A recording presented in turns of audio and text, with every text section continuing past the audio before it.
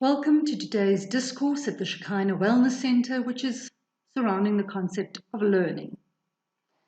I've been giving much thought to the process of learning. Not only how we learn, but more importantly, what triggers us to learn? What stimulates that process? And basically, there are two scenarios which best stimulate learning: fear and pain, or joy. Now, you can learn from pain, but it's a negative learning experience. It's repelling, hurtful, scarring. Learning what not to do, learning what to avoid, learning what hurts, learning to avoid exploring, and then having to shoot in the dark with no clarity for what will work, for what might be effective, and experiencing that same pain response over and over again until by flip, something pans out okay. Or we can learn from joy. We can learn in excitement, an attraction towards information, towards a lesson, an expansion, going towards what feels wonderful, going towards what feeds our minds and our souls. When we resist learning or a particular lesson, we will be taught. That is, after all, what we're here for. An outside force or entity or expert will teach or dish out the lesson with their rules, their way. Or when we actively seek and embrace that which maybe we have been resisting, then we approach the lesson ourselves. We approach it at our pace, in our way, with an internal curiosity. And this is non-threatening, where we're excitedly seeking the learning with a lust for the experience. When we fail to learn from the point of view of the lesson being imposed from an external force, then that failure to learn results in punishments, repercussions, consequences. And watch this.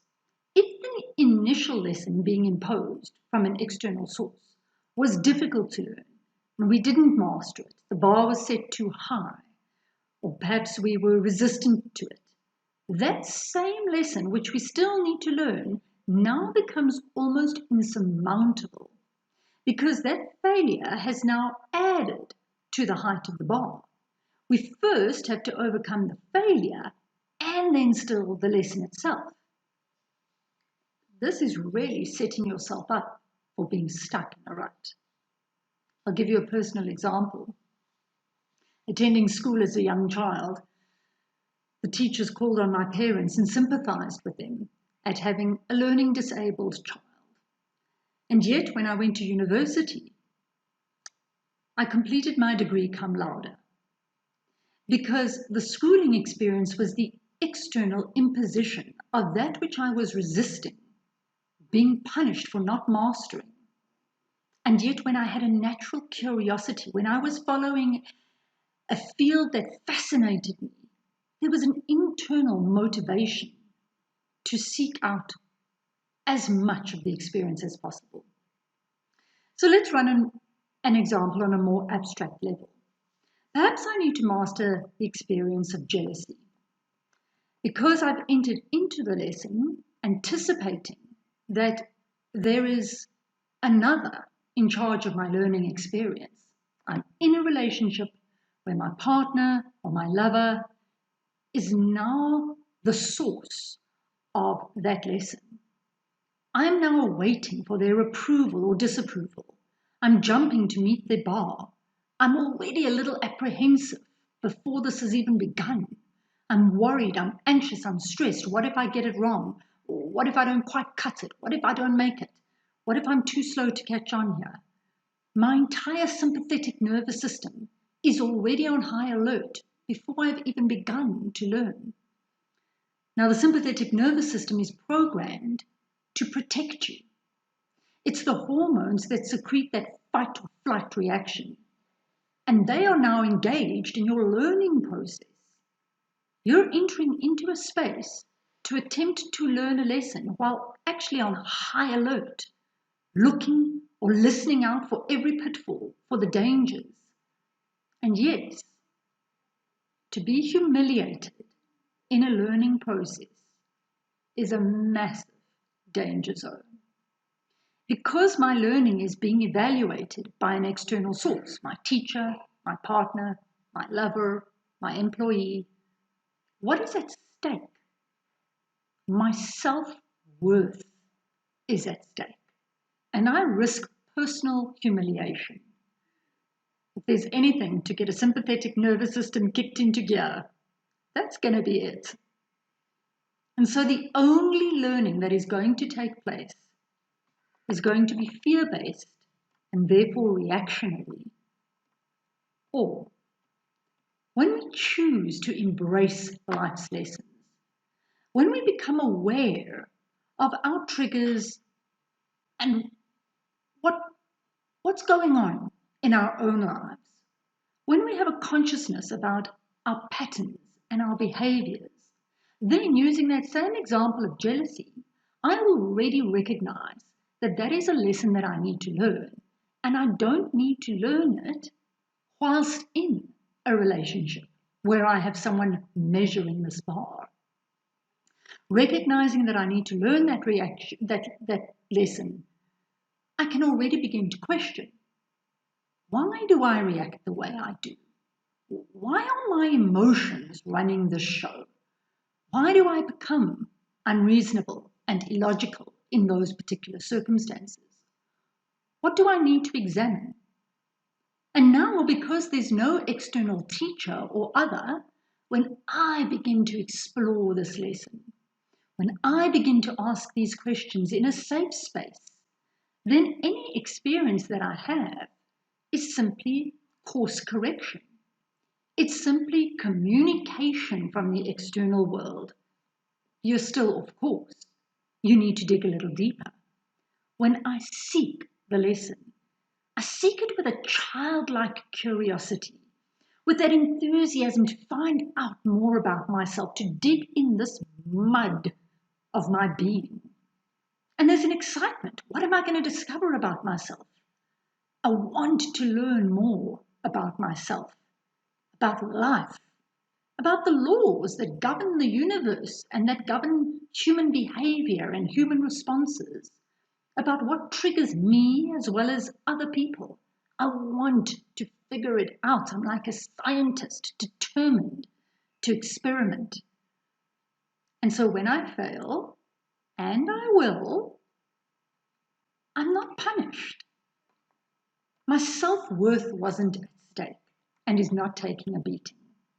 I'm simply, to use another analogy, I'm simply in a maze. I'm having fun. I'm in a labyrinth. And when I get stuck in this labyrinth of life, I am being driven by my own will, my own desire to find the correct path. I'm not running from something. I'm running towards a greater depth of personal understanding. And so because I'm running towards something, I'm stuck in the labyrinth, I can just turn around and keep going, keep exploring, keep discovering, keep asking, keep analyzing, keep course correcting, because one route did not lead me to where I want to go. But I'm on a grand adventure. I don't necessarily want the answer to be found so simplistically. What would the adventure be all about? And so I'm further stimulated when the solution wasn't easy, wasn't simple, and in fact, when I didn't get it right. My natural state of curiosity is motivated to keep going, even if I experienced disappointment. And let's get real, because that hurts. Even if I experienced pain or rejection or a severe setback, I still retain that determination to give it another go, to give it another try, because I'm still coming from a place where I am seeking the lesson, and the lesson is not seeking me. When the lesson is seeking me, I'm instantly defensive. I instantly want to justify why I'm trapped in this corner of the labyrinth. And I'm like an animal who's been beaten. No one is inflicting this learning on me when I come at it from natural curiosity. I'm not caught off guard, unwilling to participate.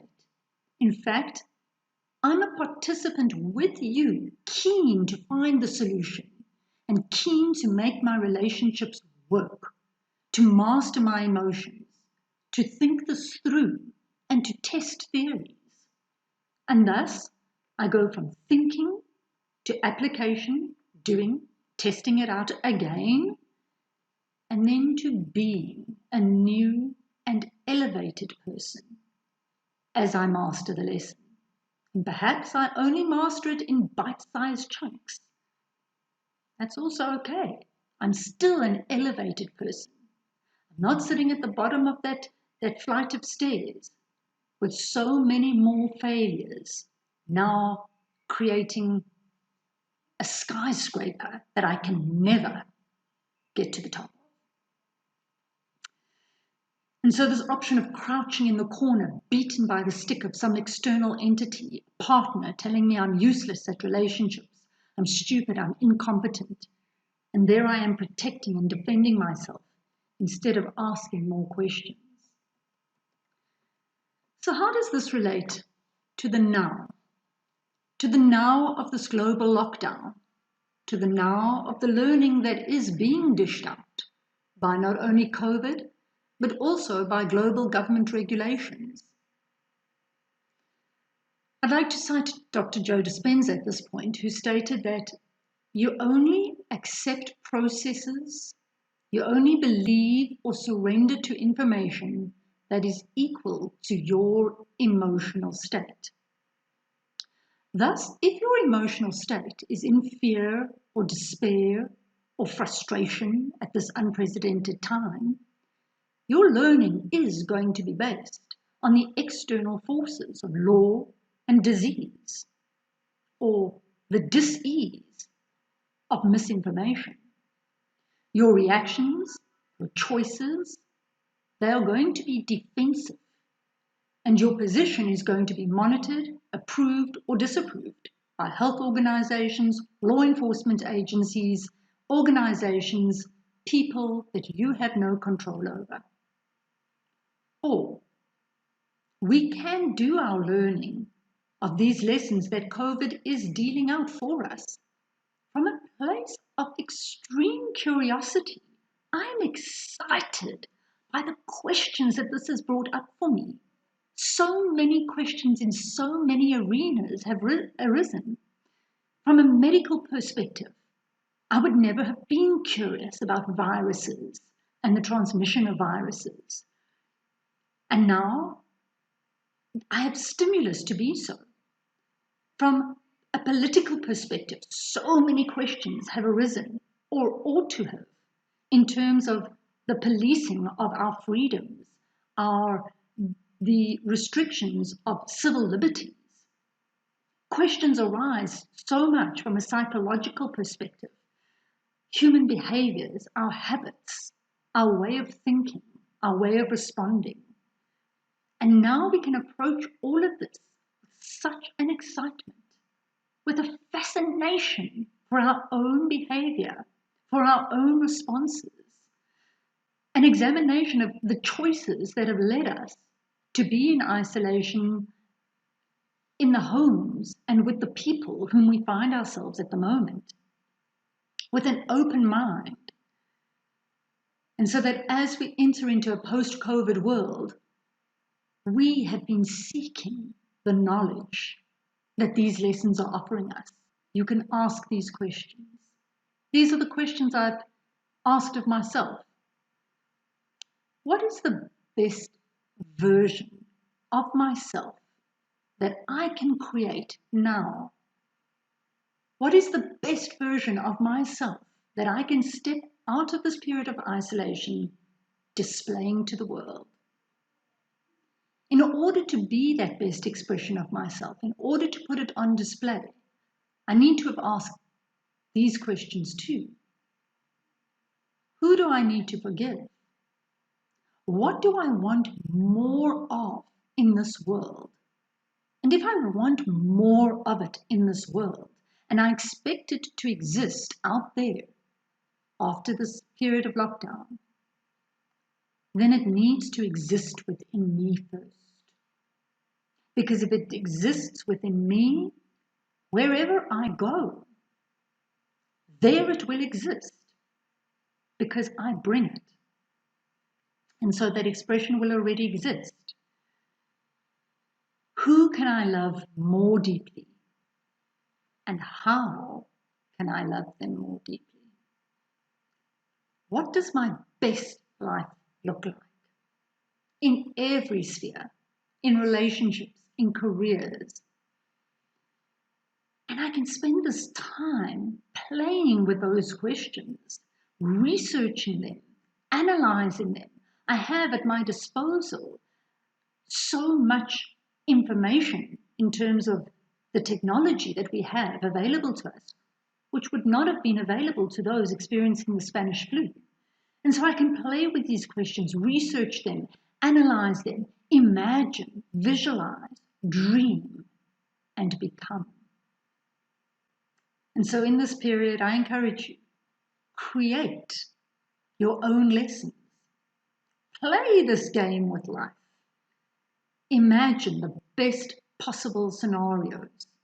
Visualize, dream of the best post-COVID world and become that now. Fiona D'Souza, Shekhinah Wellness Center.